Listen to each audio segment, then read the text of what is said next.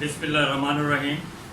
मैं Mohammad Arif, centre of advisory services for Islamic banking and finance यानी कैफ की तरफ से बात कर रहा हूँ। हमारा मकसद इन वीडियोस का सिर्फ फिल इन द ब्लैंक्स नहीं है, बल्कि हम चाहते हैं कि जो पाकिस्तान के इश्यूज़ हैं वो पर्टिकुलरली जो हेल्थ और इकोनॉमी के हिसाब से हैं, हम उनको उनको लाइमलाइट में लाएं और उनका सलूशन भी पेश करें।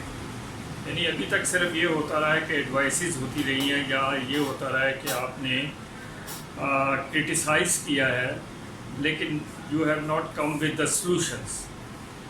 कोरोना आप जानते हैं एक इंटरनेशनल वबा है और इसका ज़्यादा ज़ोर वेस्ट और यूरोप में अमेरिका में रहा है, जिसमें मिलियंस के हिसाब से लोग जो हैं वो इसका शिकार हुए हैं और हो रहे हैं। ब्राज़ील शायद अब एक ऐसा कंट्री है जो टॉप करने जा रहा है। अच्छा, इसमें डिस्टिंक्शन ये आ रही है कि जहाँ पर अर्लियर उन्होंने लॉकडाउन किया वहाँ पर उसको वो कंट्रोल करने में कामयाब हुए, और जहाँ उन्होंने डिले में किया वहाँ फिर उसको कंटेन करने में कामयाब नहीं हुए। ये एक इंटरनेशनल सबक है जो सबके पास है। अब जहाँ तक पाकिस्तान की बात है तो हर कोई जानता है कि यहाँ पे लॉकडाउन जो है वो कभी होता है और कभी नहीं होता। कभी पब्लिक को मोरद इल्ज़ाम ठहराया जाता है कि वो लॉकडाउन नहीं कर रहे, और कभी हुकूमत को क्रिटिसाइज़ किया जाता है। लेकिन अगर देखा जाए, बल्कि जो एक हमारी पंजाब की हेल्थ मिनिस्टर है उसने तो ये भी कह दिया कि अवाम हमारे जाहिल हैं, बाद में उसने माज़रत भी की। लेकिन असल मसला ये है कि ये जो चीज़ें हैं इसमें हम ये देखेंगे कि दोनों साइड पे जहालत है। हुकूमत भी हमारी जाहिल है और पब्लिक भी हमारी जाहिल है। अब इससे हम कैसे निकलेंगे, इसका मैं ये नहीं कहता कि इससे हम निकलेंगे नहीं, ज़रूर निकलेंगे, लेकिन ये चीज़ें जो हैं जब आहिस्ता आहिस्ता प्रेशर बनना शुरू होगा।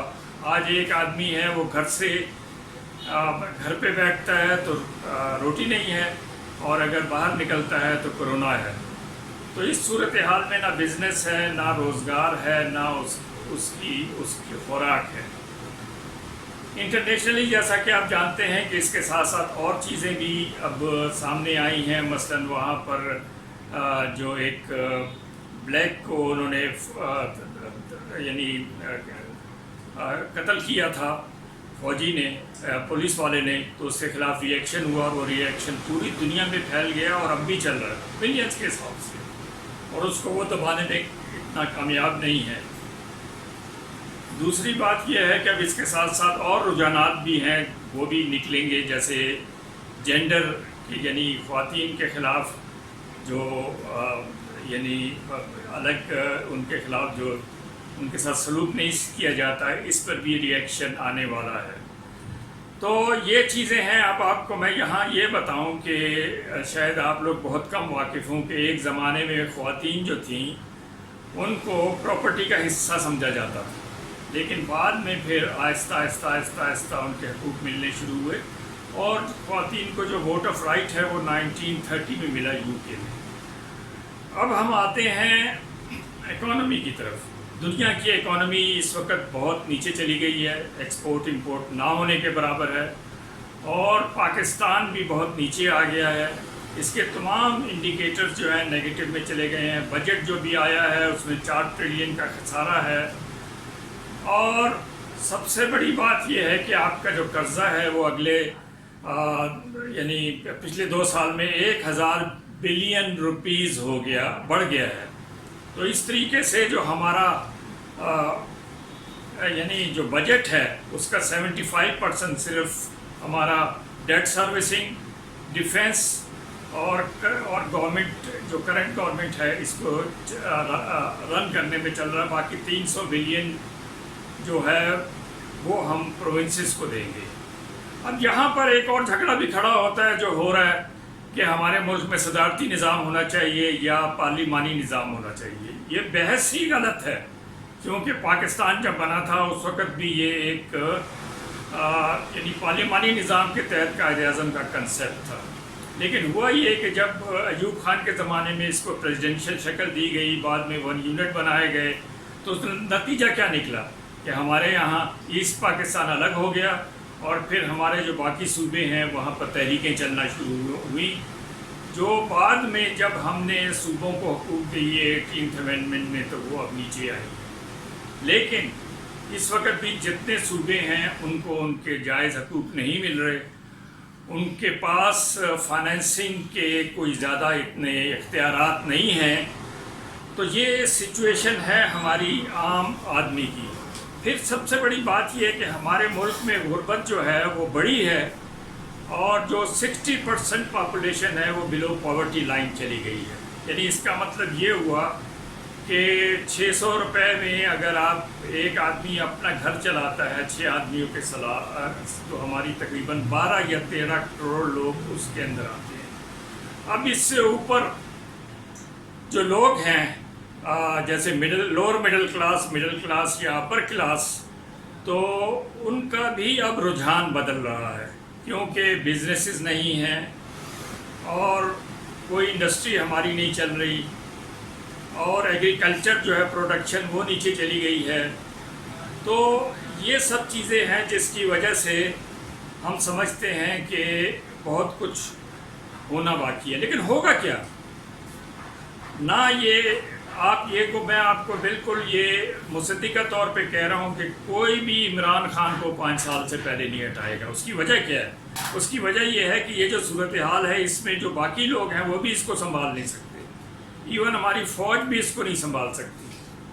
تو اس لیے عمران خان کو سامنے رکھا جائے گا تاکہ جو کچھ بھی اس پر کرٹیسزم ہے وہی اس پر آئے، اور یہ باقی لوگ پیچھے رہیں گے۔ تو یہ جو سچویشن ہے اب اس میں نہ حکومت کچھ کر سکتی ہے، نہ اپوزیشن کچھ کر سکتی ہے، نہ فوج کچھ کر سکتی ہے۔ ابھی ہمارے ایک MNA عباسی صاحب جو اس سے ساؤتھ پنجاب سے ہیں، انہوں نے فوج کو بہت برے طریقے سے کرٹیسائز کیا ہے نیشنل اسمبلی میں کہ وہاں وہ تھر اور اس کے اندر وہ لوگوں کو ذلیل کر رہے ہیں، اور وہاں پر زمینوں پہ قبضے کر رہے ہیں، پلازے بنا رہے ہیں، اور اس کے علاوہ یہ شادی گھر بنا رہے ہیں۔ تو یہ چیزیں ہیں جس کو جو بڑھے گی آگے، اگر اس چیز کو نہیں روکا گیا تو یہ چیز آگے چل کے بڑھے گی۔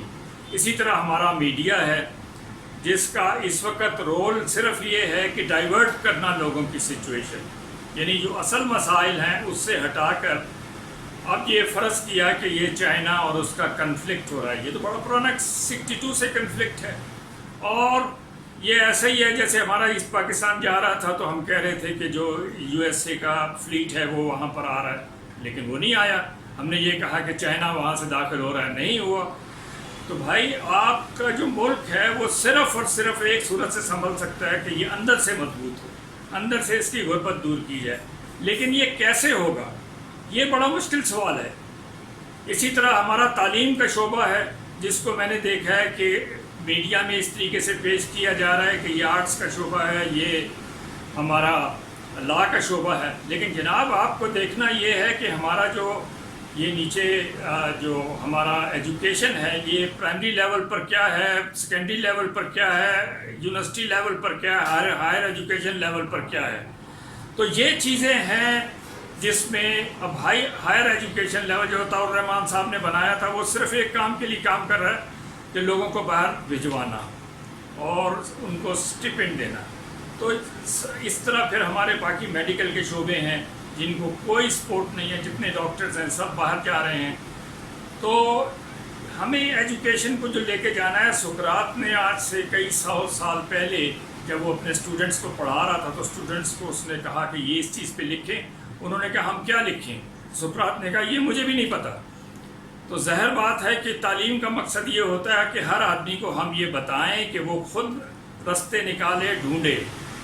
تو یہ چیزیں ہیں جو ہمارے عوام میں اب آہستہ آہستہ پیوست ہو رہی ہیں کہ وہ اپنے حل ان کے ذہنوں میں آ رہے ہیں، اور ان کے ذہنوں میں اس چیز کا ایک سلوشن بھی آ رہا ہے۔ ہمارے ٹیکسز کی بات ہے، اس کی کوئی لیجسلیشن آج تک نہیں ہوئی، کوئی لیجسلیشن نہیں ہوئی، کسی حکومت نے لیجسلیشن نہیں کی، اور جب کہ آپ کے پاس یہاں پر یہ نادرا کا ڈپارٹمنٹ موجود ہے، اس کی مدد سے آپ اس کو ریہیبلیٹیٹ کر سکتے ہیں، لیکن بالکل اس کی طرف توجہ نہیں ہے۔ غیر ضروری باتیں جو ہیں وہ ٹی وی پر کی جاتی ہیں، لوگوں کا ٹائم برباد کیا جاتا ہے، لطیفے گھڑے جاتے ہیں اور لوگوں کو ہنسایا جاتا ہے، اور وہاں پہ کارٹون قسم کی چیزیں جو ہیں وہ آتی ہیں، تو اس سے لوگوں کے مسئلے حل نہیں ہونے والے۔